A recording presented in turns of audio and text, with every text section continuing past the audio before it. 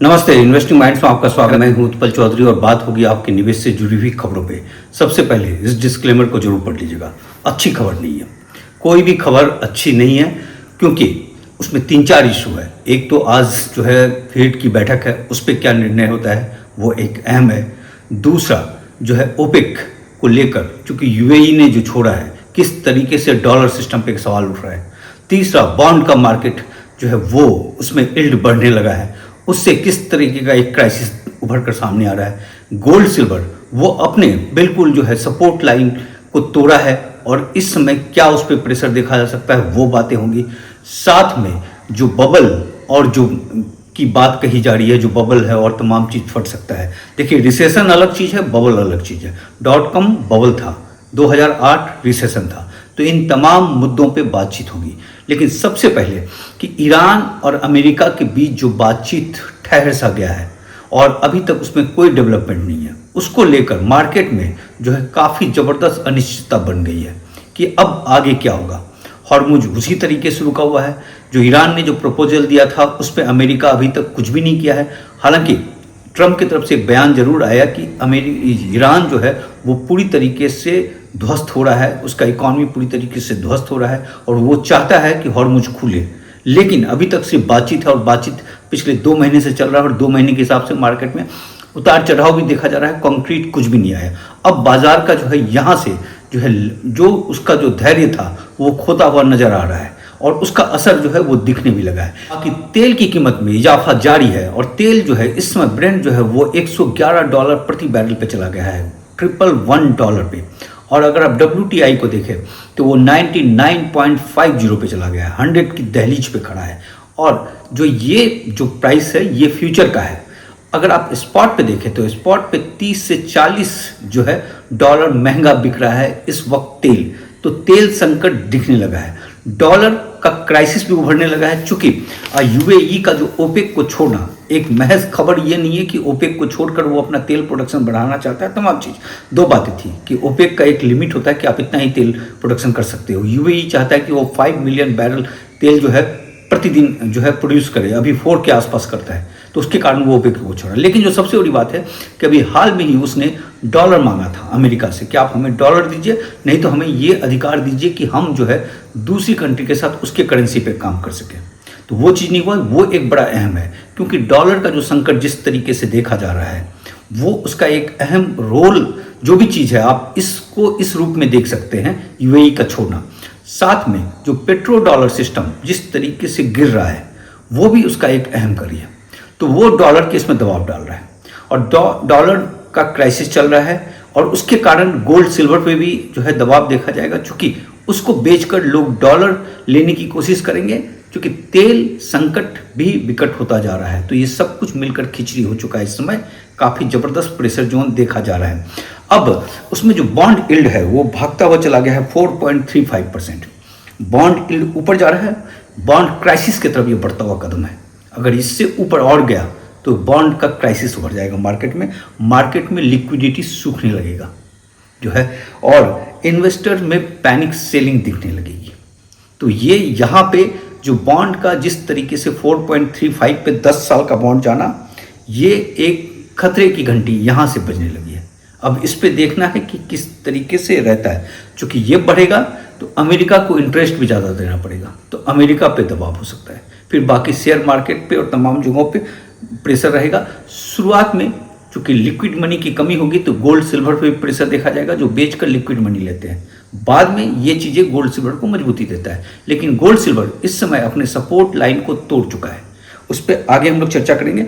और आज जो है सबसे बात है, बड़ी बात की फेड की जो बैठक है, फेड का प्रेस कॉन्फ्रेंस होगा 11:30 बजे रात को अपने इंडियन समय के हिसाब से। इंटरेस्ट रेट को लेकर वो क्या करते हैं, अगर कट कर देते हैं तो गोल्ड सिल्वर में राहत आएगी, नहीं करते हैं बढ़ा देते हैं तो गोल्ड सिल्वर में बिकवाली आ जाएगी। एज इट इज भी रहता है तो भी गोल्ड सिल्वर में जो प्रेशर जोन चल रहा है वो चलता रहेगा।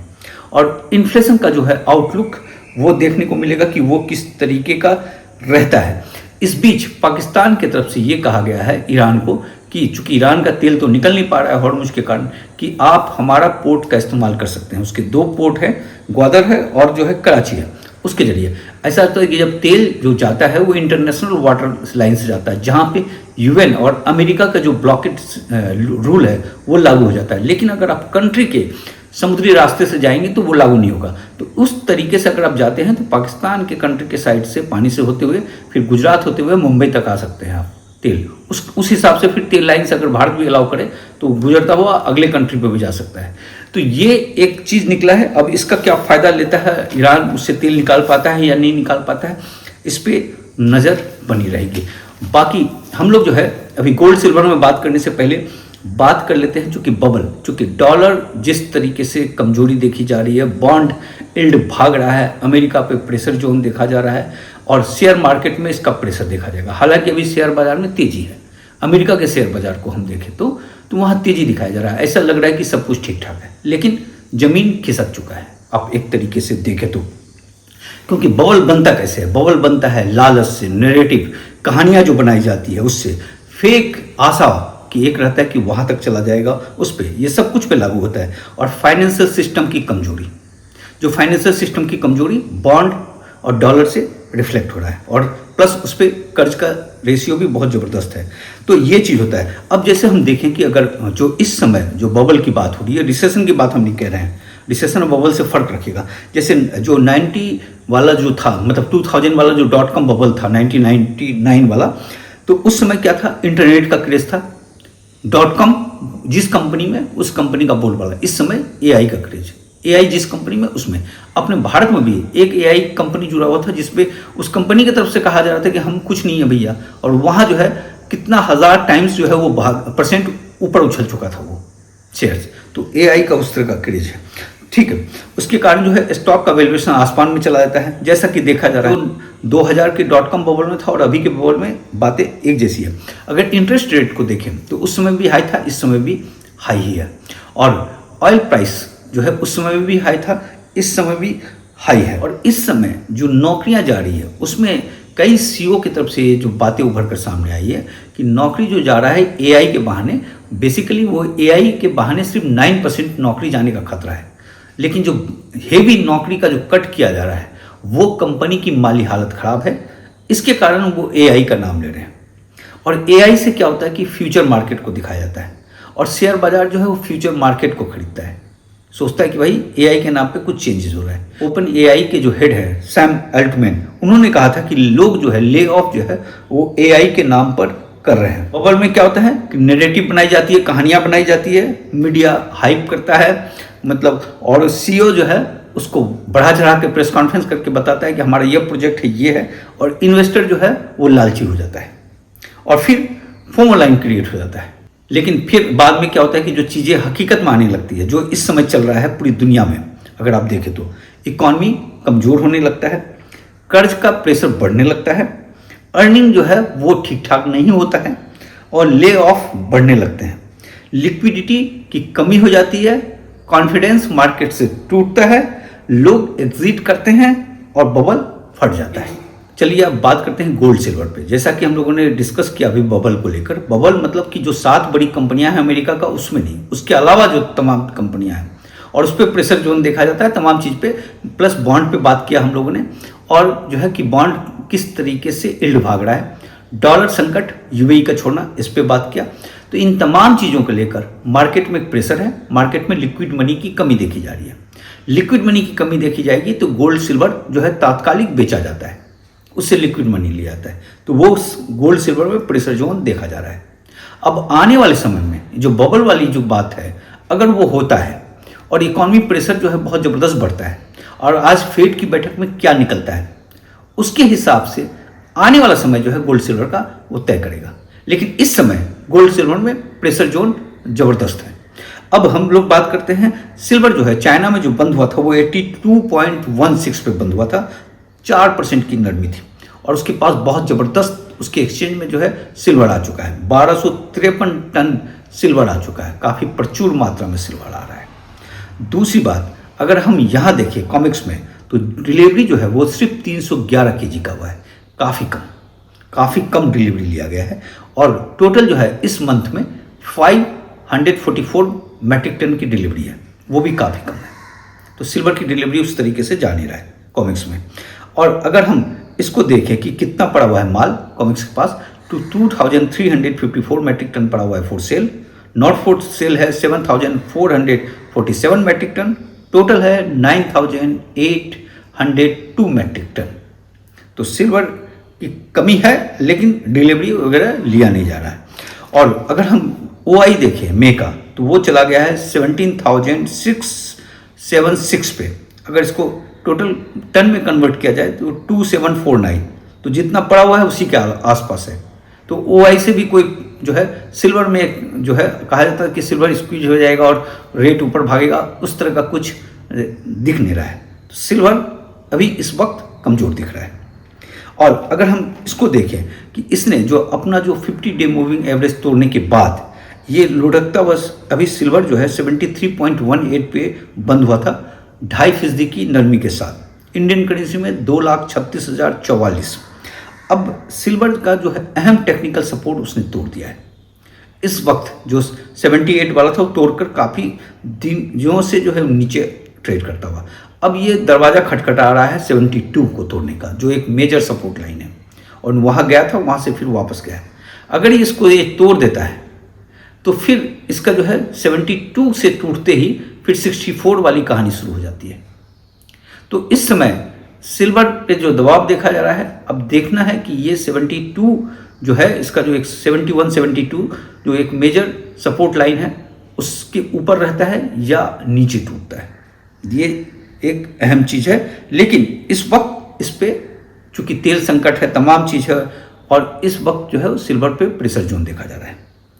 गोल्ड जो है वो भी कमज़ोर है, इसमें कमज़ोर सेटअप दिख रहा है, और इस समय गोल्ड चल रहा है $4,591 प्रति ट्राई आउंस पे, 1.91% की नरमी देखी गई है।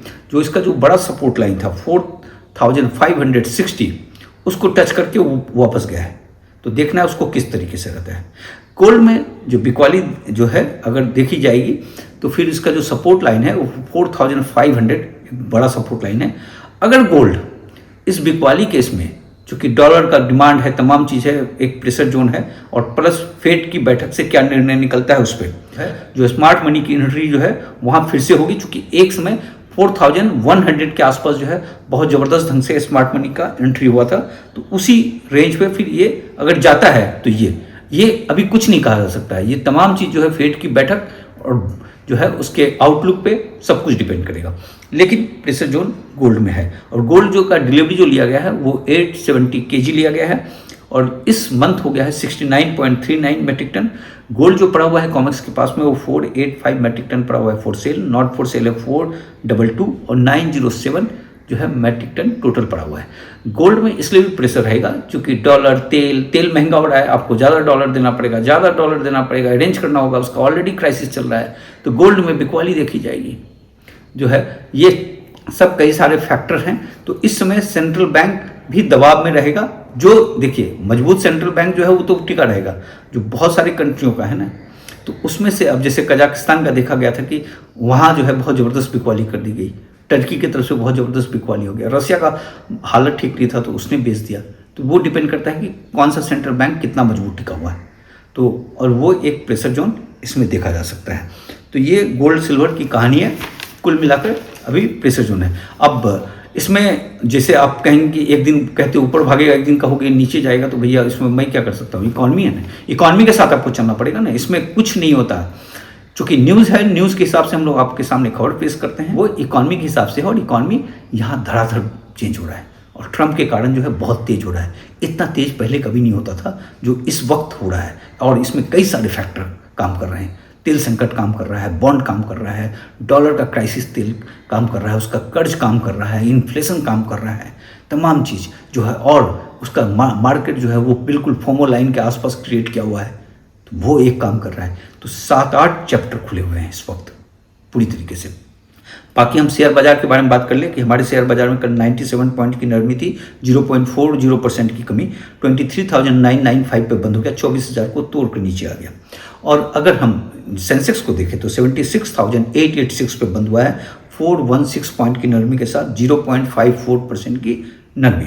मिड कैप में 0.10% की तेजी थी, स्मॉल कैप में भी उसी के आसपास का तेजी था और पीएसयू में जो है 0.20% की नरमी रही।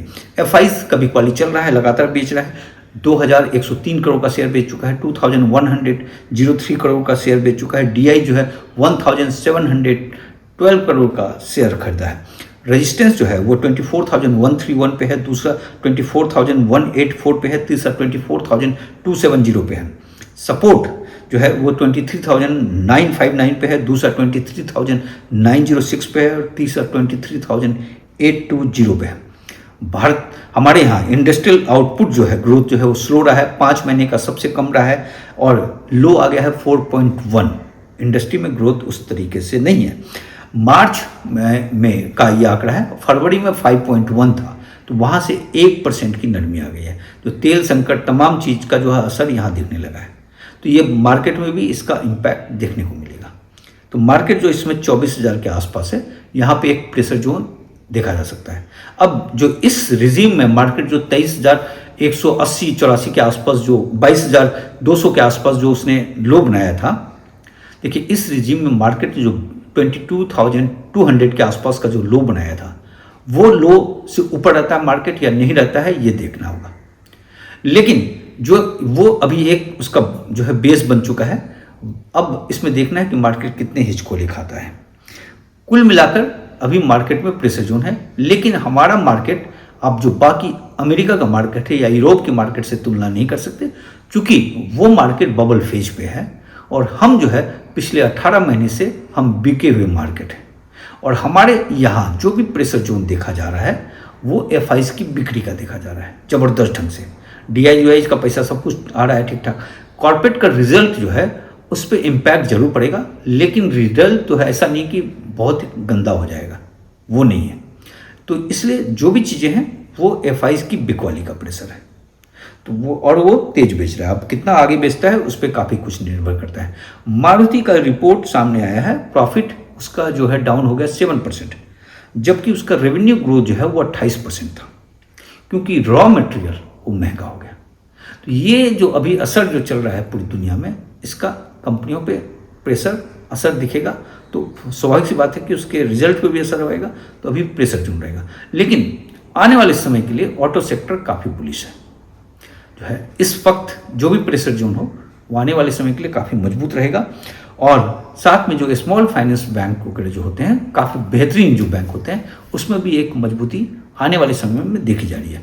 तो इतनी ही बात है, कल मिलते हैं। और कोई रिकमेंडेशन नहीं है खरीदने का, जो भी कीजिएगा आप अपने सेबी रजिस्टर्ड एनालिस्ट से पूछ कर कीजिएगा। और प्लीज़ चैनल को लाइक और सब्सक्राइब कर लें।